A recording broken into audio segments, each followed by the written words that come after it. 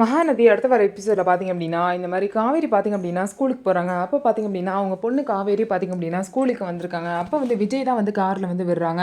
அப்போ வந்து விஜய் வந்து பார்த்திங்க அப்படின்னா காவேரி கிட்ட திரும்ப பேச போகும்போது, சும்மா ஓவராக அட்வான்டேஜ் எடுத்துக்காதீங்க, இந்த மாதிரி எதுக்கு என்னை டீஸ் பண்ணுறதுக்கு தானே என்னை ஃபாலோ பண்ணிக்கிட்டே காரில் வரீங்க அப்படின்னு சொல்லிட்டு சும்மா அவங்க வேலையை பார்த்துட்டு போங்கன்னு சொல்லிட்டு காவேரி வந்து விஜயை திட்டிட்டு போயிடுவாங்க.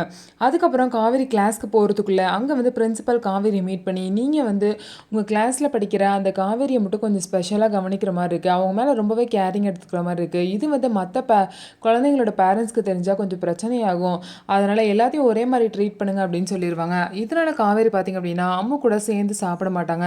நீ எல்லாரும் மாதிரி தான் எனக்கும், எல்லா குழந்தைங்க மாதிரி தான் நான் உன்னை பார்க்குறேன், நீ போய் அவங்க கூட உட்காந்து சாப்பிடு, உன் பிளேஸில் போய் உட்காந்து சாப்பிடுன்னு சொல்லிடுவாங்க. இதனால சோகமாக போய் காவேரியும் பார்த்திங்கன்னா அவங்க பிளேஸில் உட்காந்து சாப்பிடுவாங்க.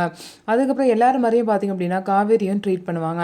ஸ்கூல் விட்டு போகிறப்ப போகலாமா மிஸ் அப்படின்னு கேட்கும்போது, நீ எங்கே என் வீட்டுக்கு வர, ஏதோ 2 நாள் லீவுன்னு வந்த, என் பர்த்டேன்னு வந்த, இப்போ எதுக்கு என் வீட்டுக்கு வர, உங்கள் அப்பா உன்னை தேடுவாங்க, நீ வீட்டுக்கு போய் ஹோம்ஒர்க்லாம் பண்ணு அப்படின்னு சொல்லிடுறாங்க. சொல்லிவிட்டு அவங்களும் கிளம்பிடுறாங்க. விஜய் பார்த்திங்க அப்படின்னா காவேரி கூட்டிகிட்டு போயிடுவாங்கன்னு சொல்லிட்டு வராமல், ஸ்கூலுக்கே வராமல் நேராக காவேரி வீட்டுக்கு வந்துடுறாங்க.